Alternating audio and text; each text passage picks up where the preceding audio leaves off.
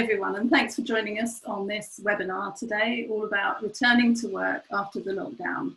I'm joined by Nichola Adams, and together we just want to run through some advice and guidance for employers to support their employees through this time. So, Nichola, I'll let you introduce yourself.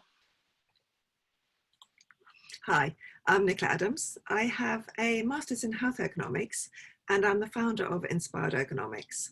It's been my great privilege over the years to provide ergonomic consultancy services to companies large and small, public and private, advising employees how to prevent and reduce back pain in the form of one-to-one workstation assessments and consultations and group workshops, which have now, of course, gone online. So ergonomics actually is a multidisciplinary approach combining biomechanics, which is how we move, anthropometrics, which are our measurements, and psychology. It's by combining these disciplines that we can provide simple but highly effective solutions to resolve back pain issues for each individual. So we aim to look at the broader picture and signpost on where needed, and this is why we know that nutrition is key. It's about putting the different parts of the puzzle for a joined up solution. So mainly we look at the effects on the body of posture and subtle psychological cues to encourage change, but we also embrace the healing capabilities of exercise and nutrition. And this is why Angela and I have teamed up. Thanks, Nichola. So just to introduce myself, my name's Angela Steele. I'm the founder of SuperWellness. We've been established for almost 10 years now. We've worked with over 100 companies. We have a team of nutritionists around the UK. And what we do is support employees towards better physical and mental well-being and health using nutrition. So through education, coaching, and other techniques. In usual times, we would run food demonstrations, that kind of thing. So we work generally a lot on site, but obviously recently all of our work has been online, and we've been adapting our programs to work via webinar. So just to run through the agenda for today's webinar, we wanted to talk about home working because obviously it's something we've all been experiencing a lot recently. It's been new to a lot of us, and it's probably going to be around for some time to come, and it comes with some challenges. We also want to talk a little bit about the things that employees can do really to condition their health, so to be in the best possible health in the face of COVID. So we know there's been a lot in the press recently about research, the impact on outcomes from metabolic health, back health, immune health, what you can do to ensure a safe workplace when employees come back, mental health, and sleep and recovery. So we just want to share a few tips in all of those areas. So home working, is it here to stay?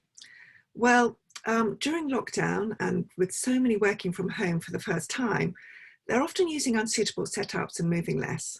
And I've been seeing a lot of people struggling with back pain for the first time or experiencing an exacerbation of their current issues. In fact, there was an IES survey that supports this, finding on average a 50% increase in back pain issues reported just in the first 2 weeks of lockdown. So as they also reported more stress. And I suspect this actually is probably due to a combination of bad posture with the stress, less exercise, and probably poorer eating habits. Mm-hmm. So I've been doing a lot of workstation assessments and workshops to provide simple but highly effective solutions to help people to learn how to adapt their equipment and set up to suit them rather than the other way around, or providing guidance on choosing the most suitable place to work in their home. And during my assessments, I commonly see people working from dining tables and chairs, which actually can cause a mismatch and tension build-up because the table's usually too high and the chair too low, or sometimes even using their bed because that's the only place that can get some peace and quiet when working. And probably the biggest common issue I see is actually the laptop. So as a result, these people have reported neck, shoulder, lower back and wrist issues, as well as an exacerbation of long-term chronic conditions like sciatica and slip discs. The good news is that actually we are very bioplastic, so we can reverse the pain.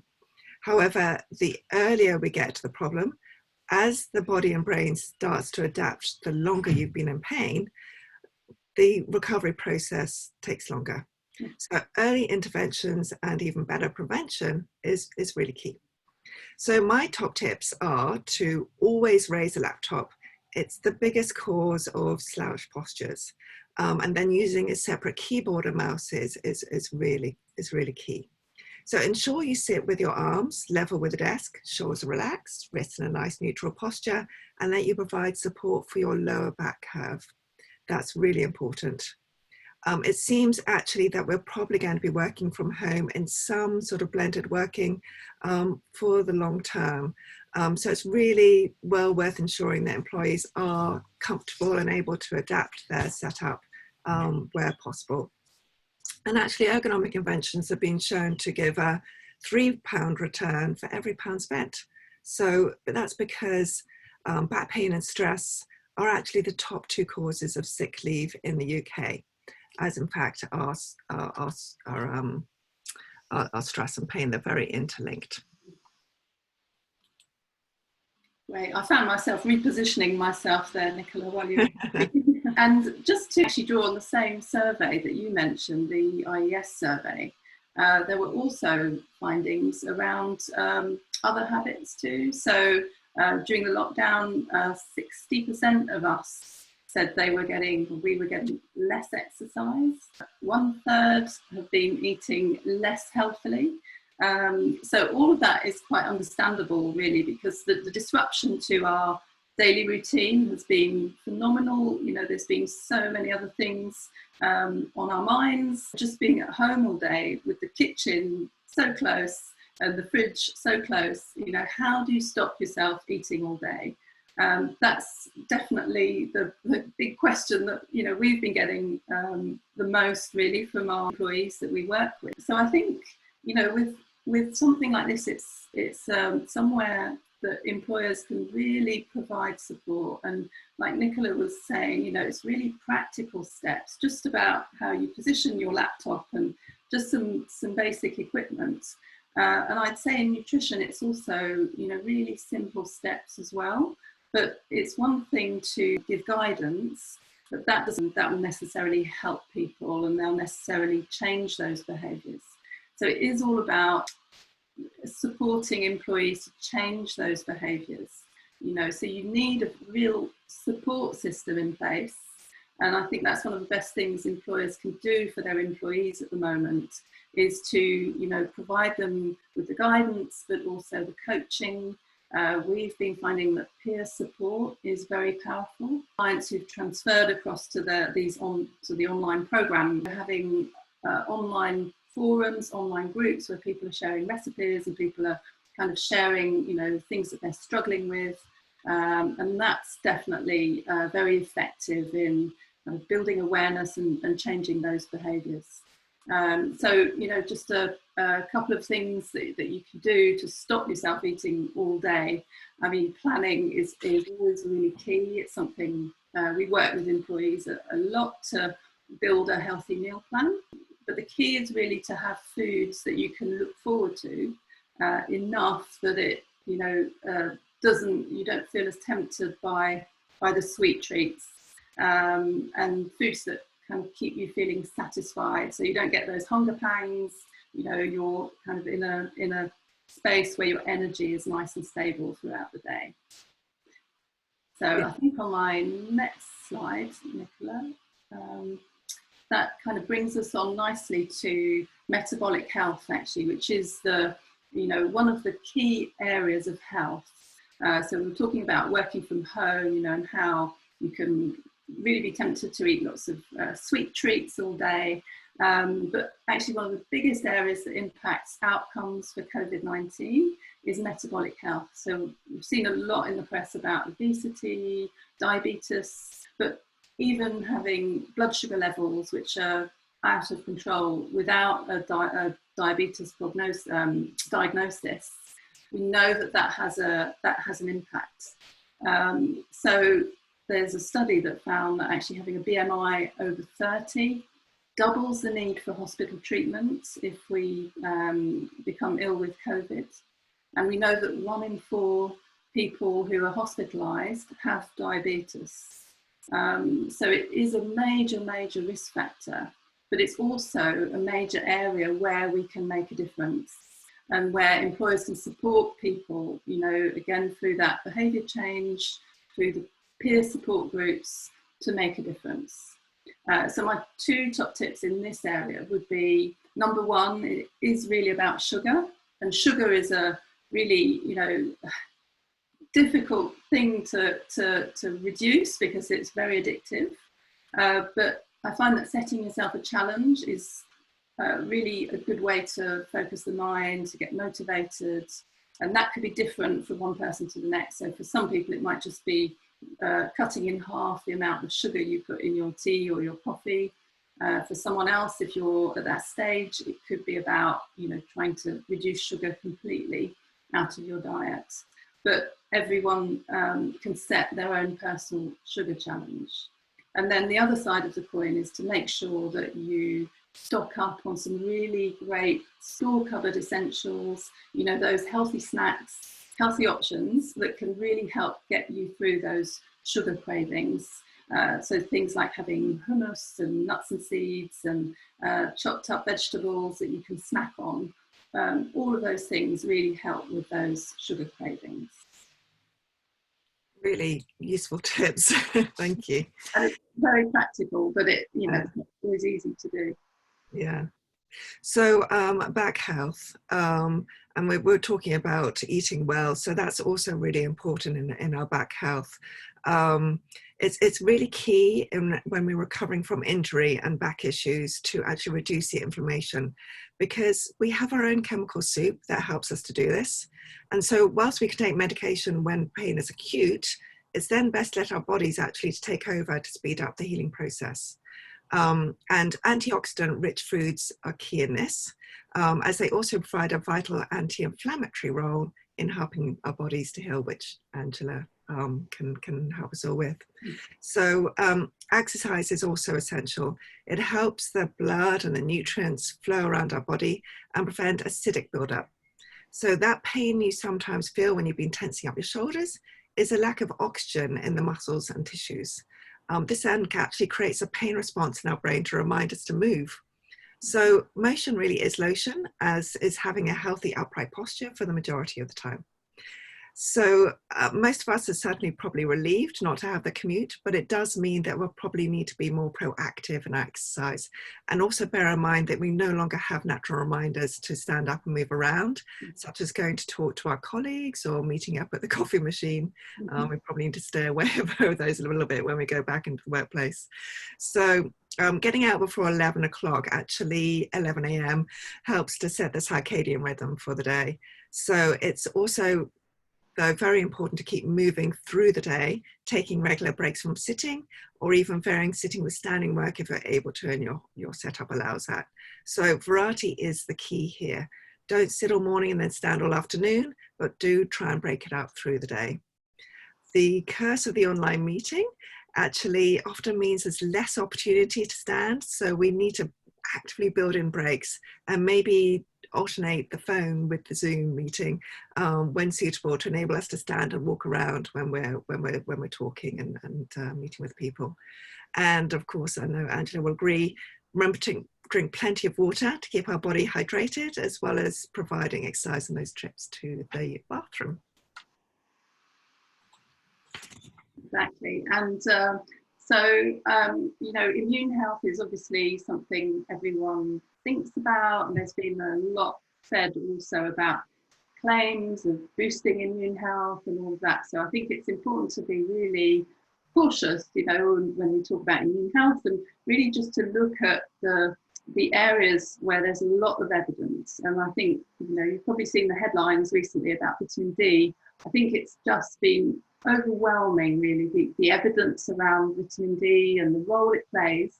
Again, it's not in avoiding becoming ill in the first place, but it's more in the way that the disease develops. And actually, there's a recent study that was looking across different countries that found that adequate vitamin D levels could cut mortality rates in half for people who become ill with COVID. So, surprisingly, they found that countries like Spain and northern Italy, where you'd expect people to have a good level of vitamin D, actually they tend to have quite low levels of vitamin D. Maybe because they don't tend to sunbathe, or they stay indoors a lot more. Whereas countries like Norway, Finland, Sweden, people have higher levels of vitamin D because they tend to supplement a lot more. Foods are fortified with vitamin D. So that just directly correlates really with the mortality rates in these different areas. And so the mechanism behind this, what I wanted to mention as well is that vitamin D is harder to absorb in people with darker skins. And that could also explain the reason why BAME communities have had higher levels of, complications in the disease. So vitamin D, there's been so many studies now with the hindsight as well of, COVID, that it's something that employers should really be communicating to employees about. So the mechanisms behind it, again, it's to do with inflammation. So vitamin D plays a really big role in stopping the immune system from becoming overactive, that effect that we get with the cytokine storms and the inflammation that kind of causes these complications, not just in the lungs, but in other organs as well. So if you have good levels of vitamin D, that doesn't tend to happen so much.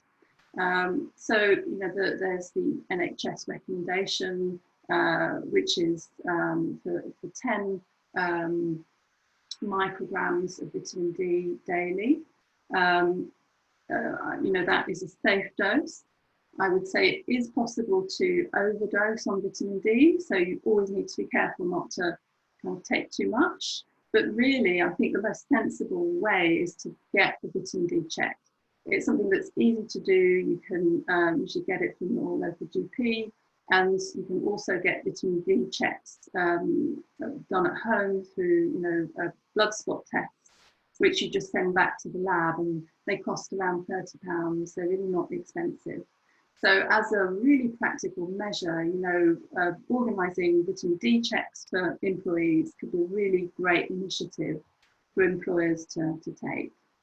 And so the other top tip really I would give is to aim for an anti-inflammatory diet, which means reducing foods that cause inflammation. So that's in processed foods, processed fats in particular, sugar, the usual suspects, and then increasing really colourful vegetables, omega-3 rich foods like oily fish, and essentially it's an unprocessed diet which has a lot more fruit and vegetables within it. So those would be my tips. Fantastic. So returning to work. So this is also relating to our immune system, of course. We need to try and prevent getting the virus. So there's actually a lot of research going on about how we're going to return to the office safely. And this is due to the fact that the virus can stay in the air for quite a long time in enclosed spaces such as offices. And a particular problem I'm hearing about is the air conditioning. So I know there are actually some powerful air purifiers on the market that can help, but also ventilation, if at all possible, is really key. We're also going to need to practice social distancing in the office with one-way systems people are talking about, and separated desks. So the government guidance is actually to no longer sit face-to-face, but side to side or back to back with screens and barriers between us. We're actually going to need to rotate staff to allow us to do and practice the social distancing.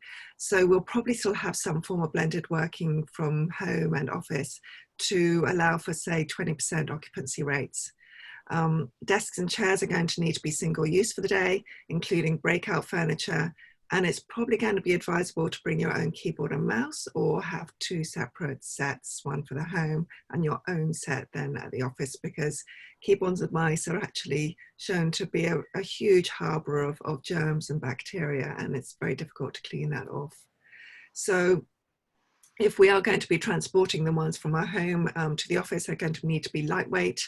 And all of this we can advise further on about the best equipment for your employees. It sounds like having a good sound home setup would be a really good investment, actually, because it's going to last into the future, isn't it? Yeah, absolutely. So just now moving on to mental health, I think this has been really one of the big challenges of the last few weeks. One study by the Office of National Statistics, and this was during the lockdown, found that half of us felt anxiety, which is hardly surprising. The WHO has been issuing warnings.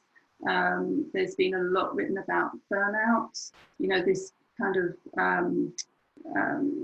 mental fatigue that comes from just having too much to think about, too much to worry about. And also during the lockdown, the fact that people put all this pressure on themselves, to achieve different things and juggle kids and the work and, learning about new technology and everything that came with it, as well as all the financial pressure and all the rest of it, really. So it's been a really tough time. It continues to be. So the role of employers here really to support their staff is only going to become more significant, I think.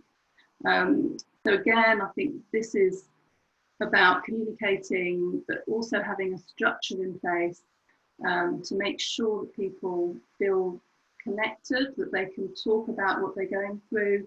Again, the programming that we're running online, the fact that, the forums have been one of the most useful features, really.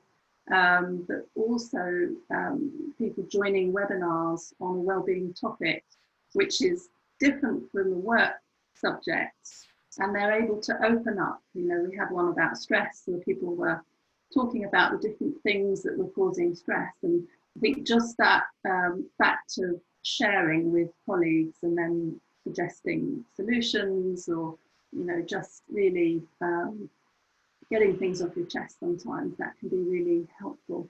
So I think that structure is going to be really important for employers to have going forward, to think of a way that employees can continue to feel connected, even if they're working in different places, and to be able to share what they're going through.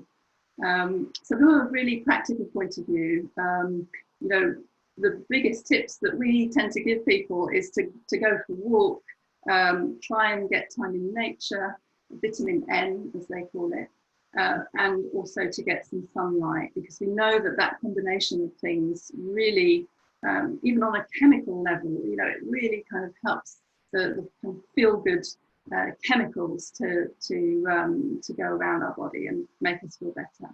And then the second thing would be, in this environment where we can feel so out of control, is to try and put in place as much structure and routine as possible. And of course, that's, just meal planning, very practical thing. But if someone feels that they're in control of, one thing, it can really help their mental health generally. Yeah, and I find sort of getting up and going to bed at the same time as you normally would is really helpful too. Absolutely, yeah. I mean, that's, and then sleep has such a knock-on effect, isn't it, on everything else. So of course, mental health is related to back health. They're very, very interlinked, because when we're stressed, we often tense up our shoulders and muscles without realizing it, and this can cause the tension and pain build up. And of course, when we're struggling with a back issue, we'll worry how we're going to get out of it, particularly with physios and osteopaths, clinics closed, although they're operating still online. We worry about how we're going to get better and become concerned on its effect on our work. So as Angela says, reducing those levels of stress is really important. But you can also help reduce the impact on your body by actually listening to your body. And when you start to feel tension build up, you can see if you can take a break for just a few minutes is all that it takes, and maybe do some desk stretching exercises, quickly walk around, or make some postural changes. It's actually really important to know that our brain actually decides on the pain response to an injury. It actually decides on how much danger we're in and whether it needs us to make the necessary changes accordingly. It's actually far easier for us humans to feel physical pain rather than emotional pain. And it will actually create a physical pain response sometimes without there even being an injury. So for instance, if we're feeling burdened and too much work and not being listened to, maybe we may feel as though we're carrying a lot of weight on our shoulders and so start to feel some shoulder pain. So actually just being aware of this can really help. Breathing exercises can also help reduce our cortisol levels, such as square breathing, which is a really simple breathing method. So just breathing in for 4, pause for 4, out for 4, pause for 4, and try to repeat this 5 times. And doing stretching exercises like yoga or Tai Chi is great as well, Pilates of course, as well as some more aerobic activities to keep that blood flowing, really helps our backs as well as our minds. That's really interesting about the physical health. That's much easier for the brain to register the physical pain, than emotional pain. So it does explain a lot, doesn't it? It's hard to actually hear that ourselves, but when you start tuning into that, it suddenly makes sense. Yeah, definitely. And that also you'd then be able to reverse it through exercise or changing your posture and moving around. So that's quite inspiring. So, and now we've reached our, I think, our final area of health, which is sleep and recovery. And that's something that is really fundamental to, all the other 4 areas that we've mentioned. Sleep can, if you're sleeping badly, and, there's talk about corona anxiety, and apparently it's been keeping 3 out of 4 of us awake at night and causing sleep problems. A lot of people are complaining they're having vivid dreams. So it's really affecting our sleep. But the reality is sleep is, really important to address because of this impact on the other areas. So we know that a bad night's sleep can sabotage your metabolism, for example. You've probably felt that if you've slept really poorly, you feel hungry the whole day, the next day. You feel like having sweet snacks and coffee, and your energy doesn't feel so great. So it can really affect our kind of feeling of satisfaction and mood and hunger as well. Sleep also has a big impact on our immunity. So if we sleep badly, that can deplete our T cells, which is what helps our body to fight infection. So having night after night of poor sleep, you can imagine what that does to the immune system. Of course, it affects our mental health. It affects our neurotransmitters, the brain chemicals, our stress hormones. So we're just that little bit less good at reacting to stress, and less able to take on stress. So sleep is something, again, can be down to very practical tips and support where employers can really help people, to improve their sleep. So the main tips that I would share on this would be, particularly in these days of being online all the time, would be to minimise screen use, at least for an hour before bed. Because we know that the blue light that screens emit really messes with our melatonin, the hormone that helps us to relax and go to sleep. So having that blue light is not a good idea before bed. And let's face it, it won't do any harm to cut out the news feed for a good hour before bed either. The other thing that people find really helpful is a nutrient called magnesium. So magnesium is a mineral that has this property of relaxing us. So it relaxes muscles, it relaxes relaxes us mentally. And you can get magnesium from certain foods like green leafy vegetables, legumes, nuts and seeds. But you can also, it's really effective through the skin.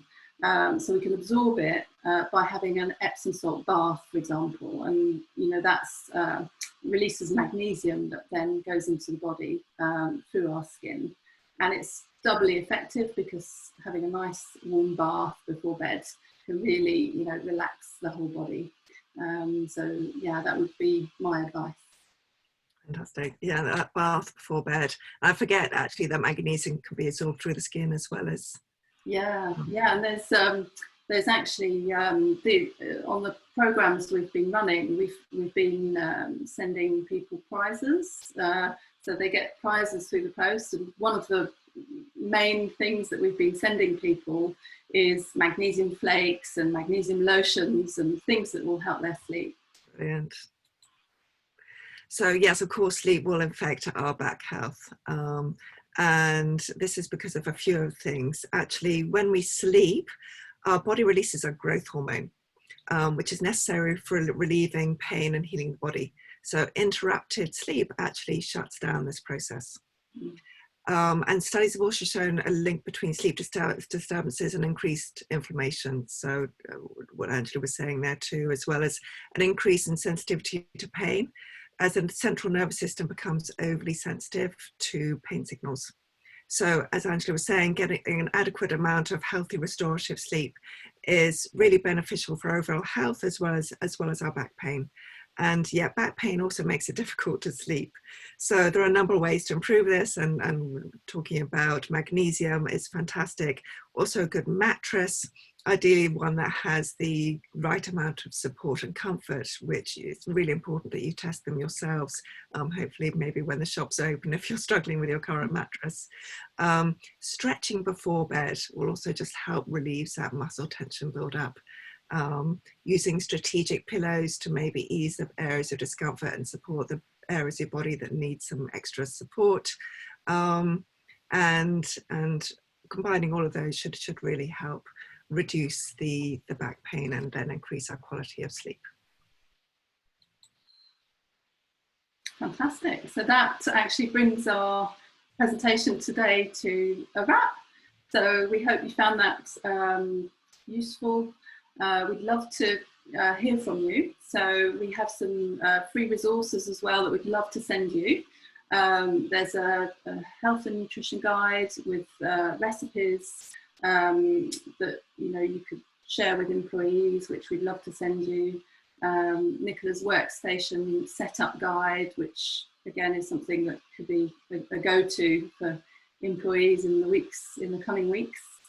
All you have to do is use the link on the right hand side and just leave us your details and we'll get that across to you. But thanks again for listening, and hope to see you again soon. Thank you very much. Take care, everyone.